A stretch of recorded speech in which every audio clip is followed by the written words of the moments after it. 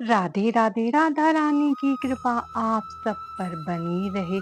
आज की इस वीडियो में हम बृहस्पतिवार की व्रत कथा सुनेंगे। तो हम अपनी कथा शुरू करते हैं।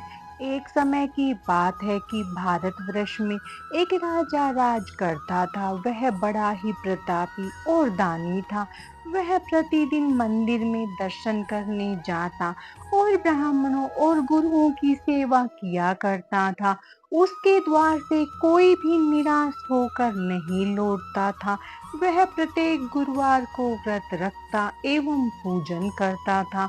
हर दिन गरीबों की सहायता करता था, परंतु यह सब बातें उसकी रानी को अच्छी नहीं लगती थी। वह न तो व्रत करती, न ही किसी को एक पैसा दान देती थी तथा राजा से भी ऐसा करने को मना करती थी। एक समय की बात है, जब राजा शिकार खेलने वन गए थे तो घर पर रानी और दासी थी। उस समय गुरु बृहस्पति एक साधु का रूप धारण कर राजा के दरवाजे पर भिक्षा मांगने आए। रानी से भिक्षा मांगी तो वह कहने लगी, हे साधु महाराज, मैं इस दान और पुण्य से तंग आ गई हूँ। मेरे से घर का ही कार्य समाप्त नहीं होता। इस कार्य के लिए तो पति ही बहुत है। अब आप इस प्रकार की कृपा करें कि यह सब धन नष्ट हो जावे तथा मैं आराम से रह सकूं। साधु बोले, हे देवी, तुम तो बड़ी ही विचित्र हो। संतान और धन से कोई दुखी नहीं होता, इसको सभी चाहते हैं। पापी भी पुत्र और धन की इच्छा करता है।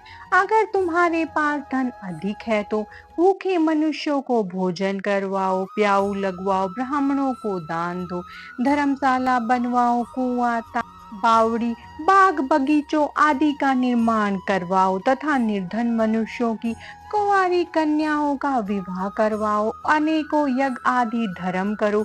इस प्रकार के कर्मों से आपके कुल का और आपका नाम परलोक में सार्थक होगा एवं स्वर्ग की प्राप्ति होगी। परंतु वह रानी इन बातों से खुश न हुई। वह बोली, हे साधु महाराज, मुझे ऐसे धन की भी आवश्यकता नहीं है जिसको और मनुष्यों को दान दूं तथा जिसको रखने संभालने में मेरा ही सारा समय नष्ट हो जाए।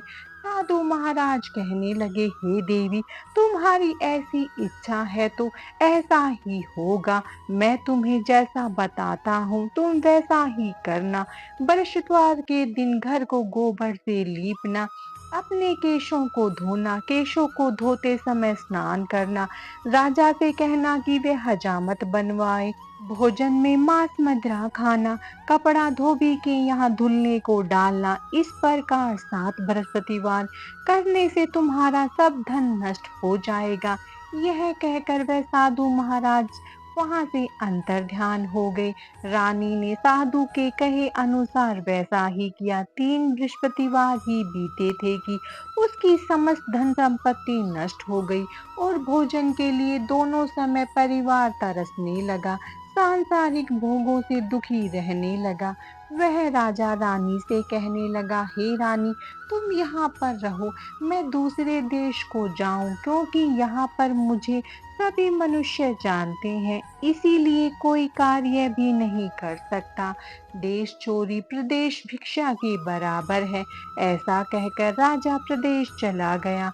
वहां जंगल में जाता और लकड़ी काट कर लाता, शहर में बेचता। इसी तरह जीवन व्यतीत करने लगा। इधर राजा के बिना रानी और दासी दुखी रहने लगी।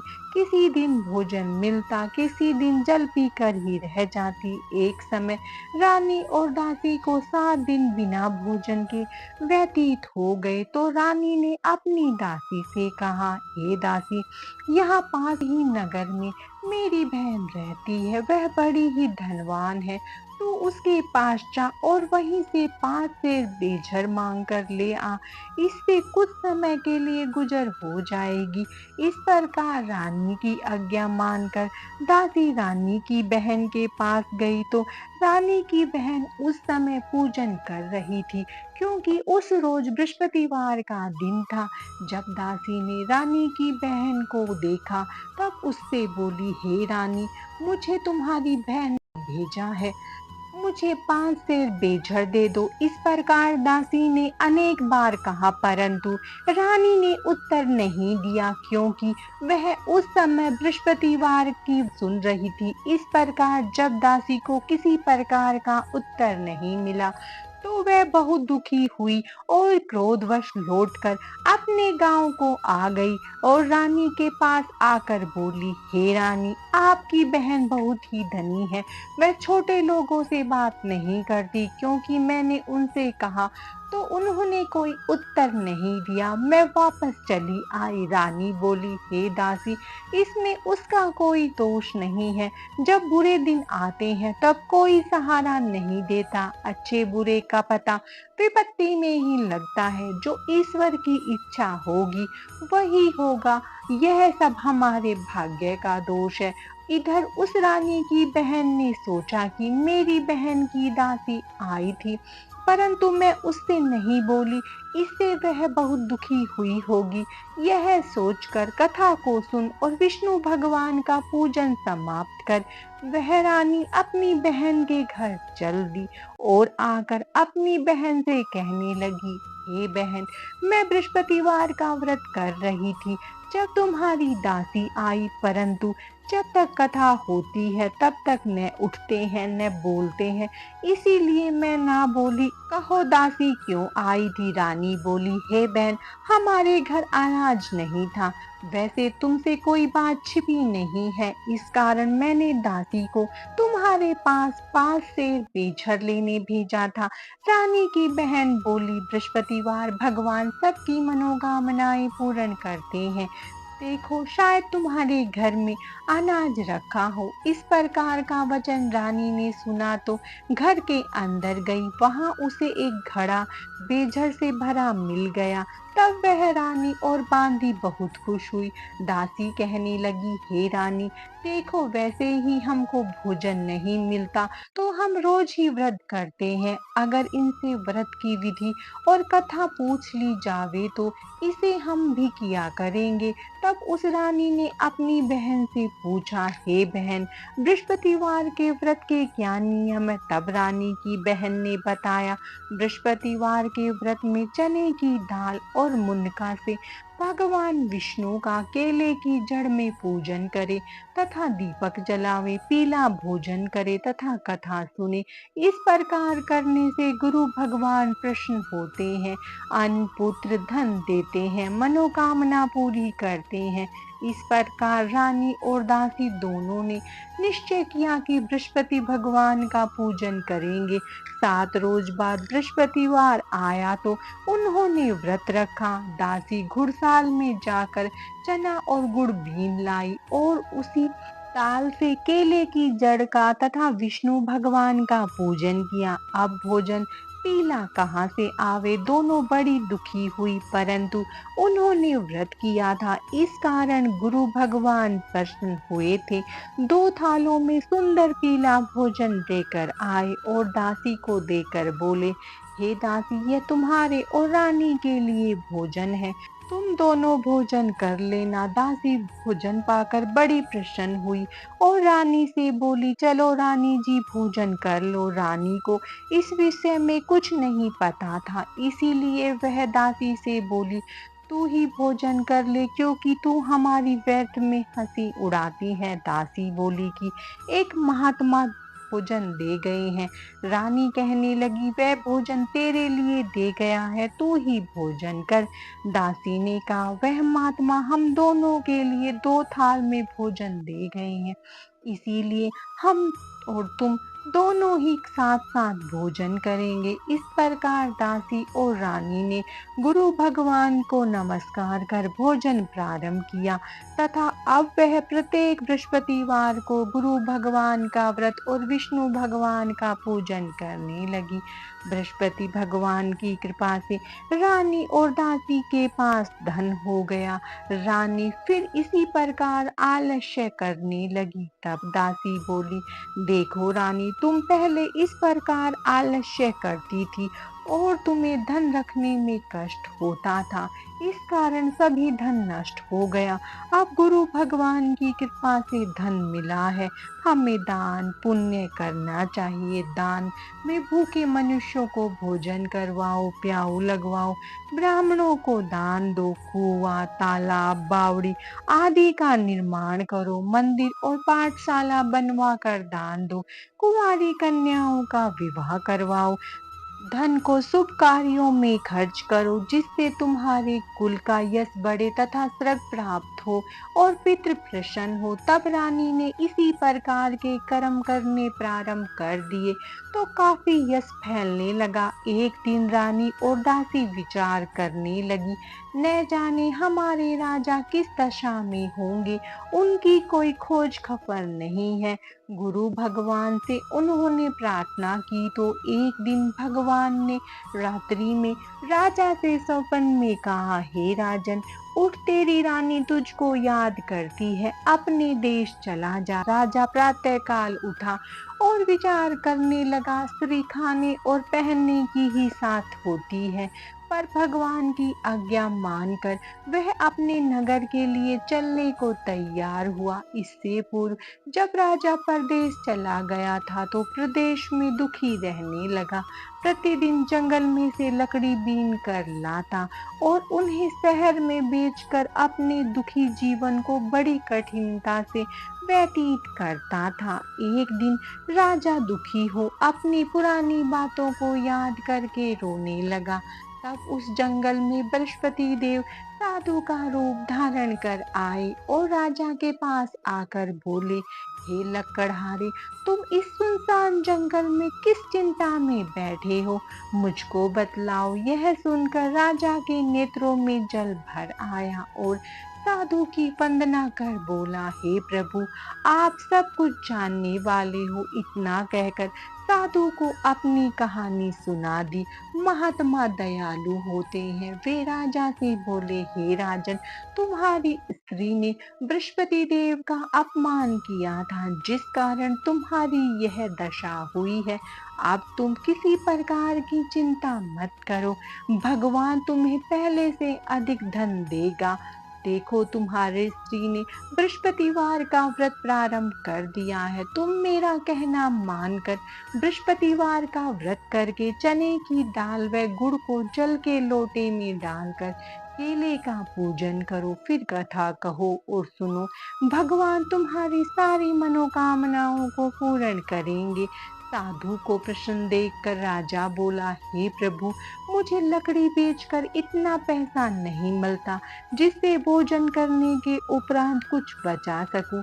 मैंने रात्रि में अपनी रानी को व्याकुल देखा है, मेरे पास कुछ भी नहीं है जिससे उसकी खोज खबर मांग सकूं, और फिर मैं बृहस्पति देव की कौन सी कथा कहूँ यह भी मुझको मालूम नहीं है। साधु ने कहा, हे राजन, तुम किसी प्रकार की चिंता मत करो। बृहस्पतिवार के दिन रोजाना की तरह लकड़ियां लेकर शहर जाओ।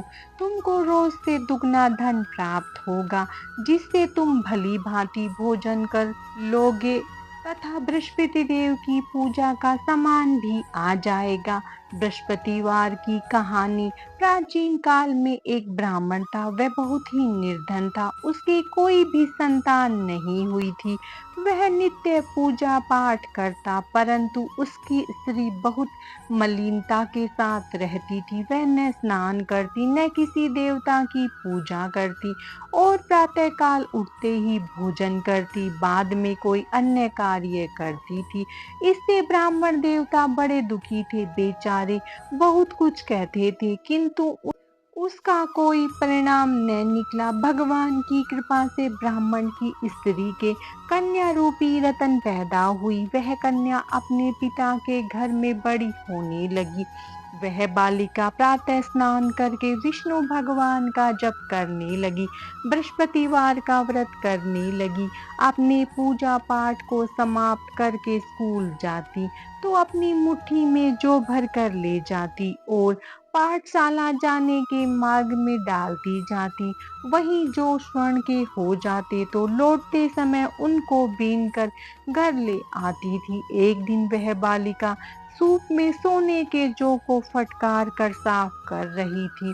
तो उसकी माँ ने देख लिया और कहा, हे बेटी, सोने के जौ को फटकने के लिए सोने का सूप होना चाहिए। दूसरे दिन बृहस्पतिवार था। इस कन्या ने व्रत रखा और बृहस्पति देव से वहां से निकला। इस कन्या के रूप और कार्य को देखकर मोहित हो गया और अपने घर आकर भोजन तथा जल त्याग कर उदास होकर लेट गया। राजा को इस बात का पता लगा तो अपने मंत्रियों के साथ अपने पुत्र के पास गए और बोले, हे पुत्र, तुम्हें किस बात का कष्ट है? किसी ने तुम्हारा अपमान किया अथवा कोई और कारण सो कहो, मैं वही कार्य करूंगा जिससे तुम्हें प्रसन्नता हो।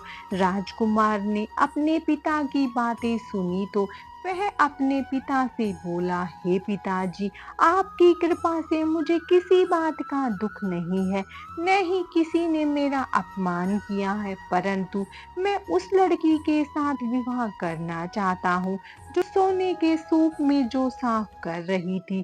यह सुन राजा आश्चर्य में पड़ गया और बोला, हे पुत्र, इस तरह की कन्या का पता तुम ही लगाओ, मैं उसके साथ तुम्हारा विवाह अवश्य करूंगा।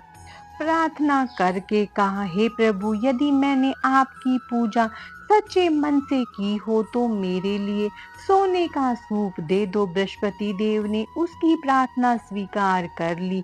रोजाना की तरह वह कन्या जो फैलाती हुई स्कूल को गई और लौटकर जो बीन रही थी तो बृहस्पति देव की कृपा से रास्ते में सोने का सूप मिला। उसे वह घर ले आई और उससे जो साफ करने लगी, परंतु उसकी माँ का वही ढंग रहा। एक दिन की बात है कि वह कन्या सोने के सूप में जो साफ कर रही थी। उस समय शहर के राजा का पुत्र राजकुमार ने अपने पिता के वचन सुनने के पश्चात उस लड़की के घर का पता बतलवाया।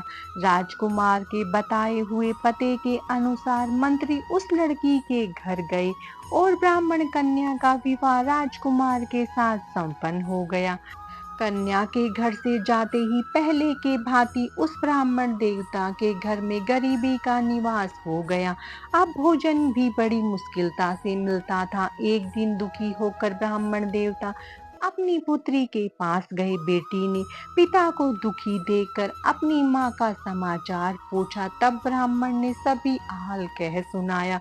कन्या ने बहुत सा धन देकर अपने पिता को विदा किया। इस तरह ब्राह्मण का कुछ समय सुखपूर्वक व्यतीत हुआ। कुछ दिन बाद फिर वही हाल हो गया।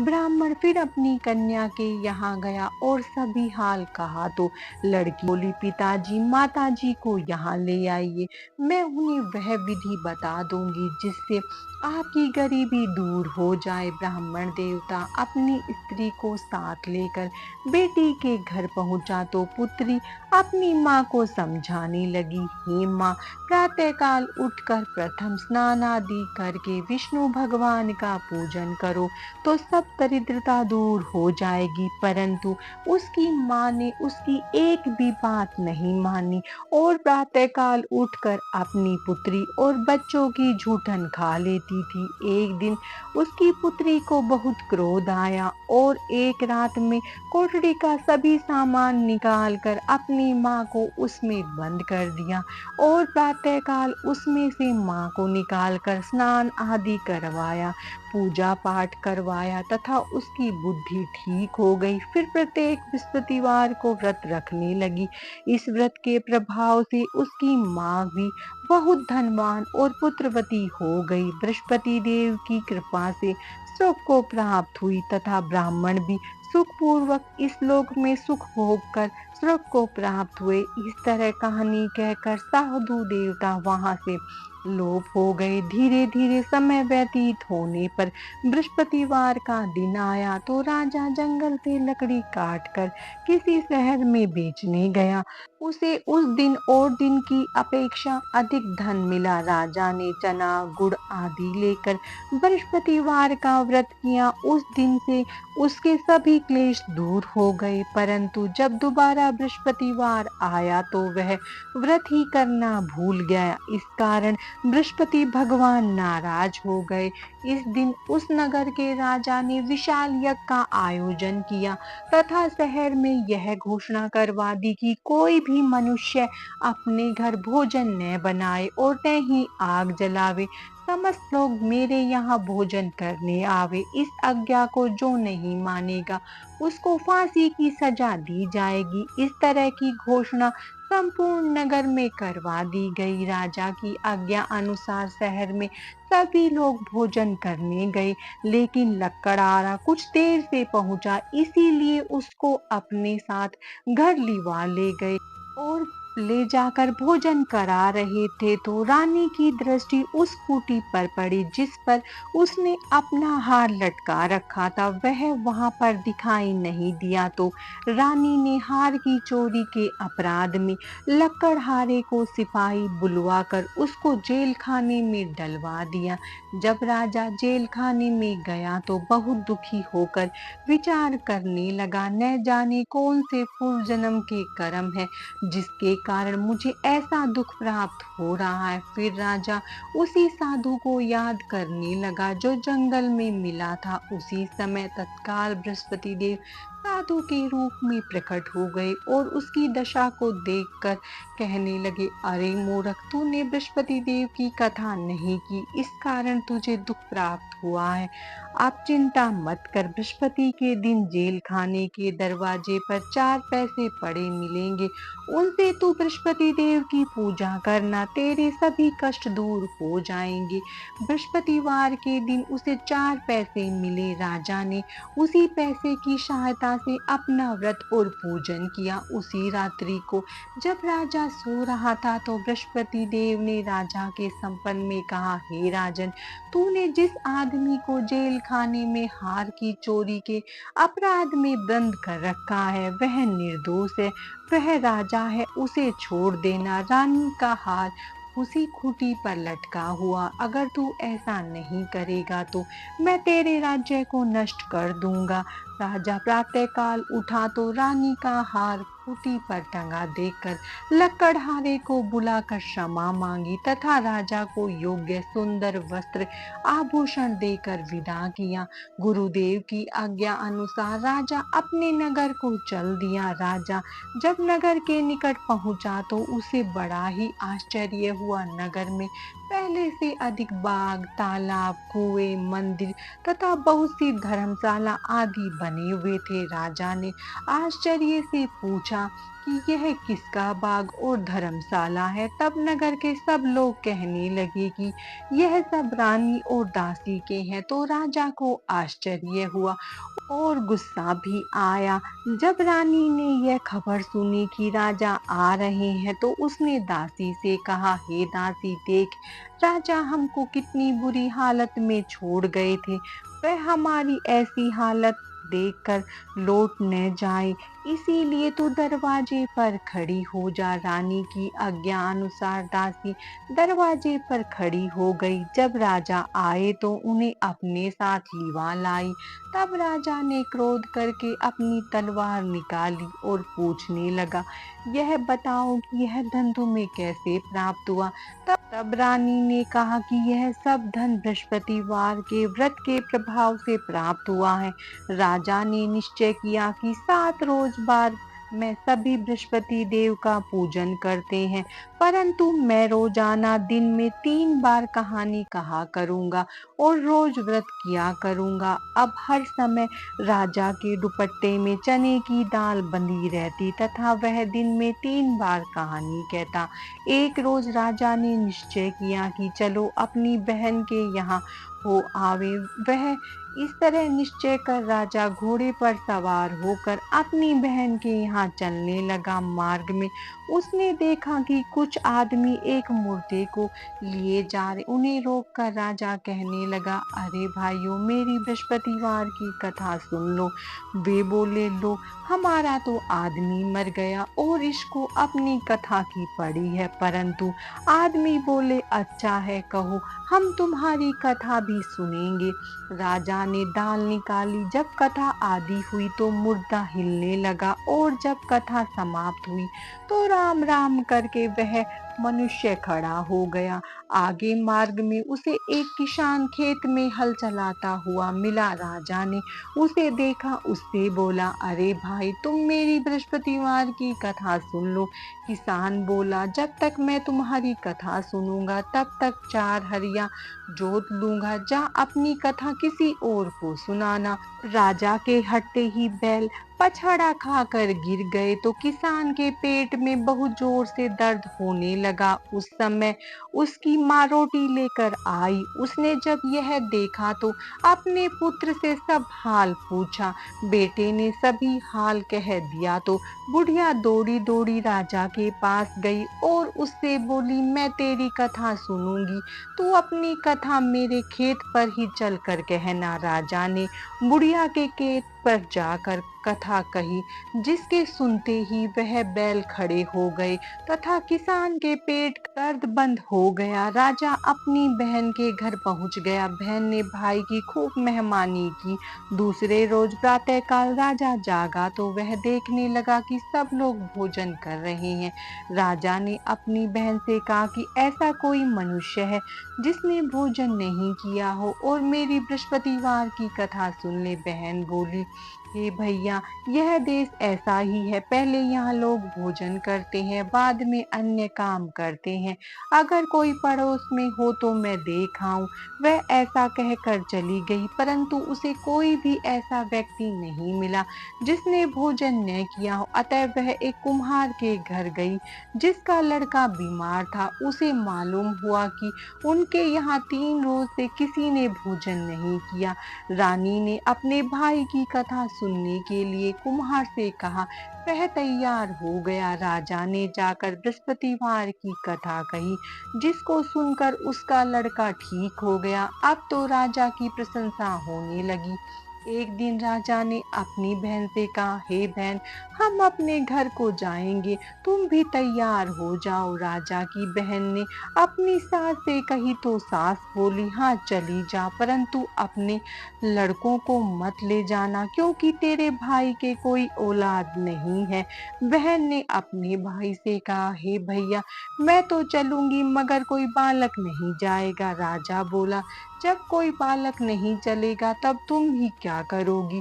बड़े दुखी मन से राजा अपने नगर को लौट आया। राजा ने अपनी रानी से कहा, हम निर्वंशी राजा है, हमारा मुंह देखने का धर्म नहीं है और कुछ भोजन आदि नहीं किया। रानी बोली, हे नाथ, जब बृहस्पति देव ने हमें सब कुछ दे दिया है तो औलाद भी अवश्य देंगे। उसी रात बृहस्पति देव ने राजा को सपन में कहा, हे राजन, उठ, सभी सोच को त्याग दे, तेरी रानी गर्भ से है। राजा को यह बात सुनकर बड़ी खुशी हुई। 90 महीने में रानी के गर्भ से एक सुंदर पुत्र हुआ। तब राजा बोला, हे रानी, स्त्री बिना भोजन के रह सकती है, बिना कहे नहीं रह सकती।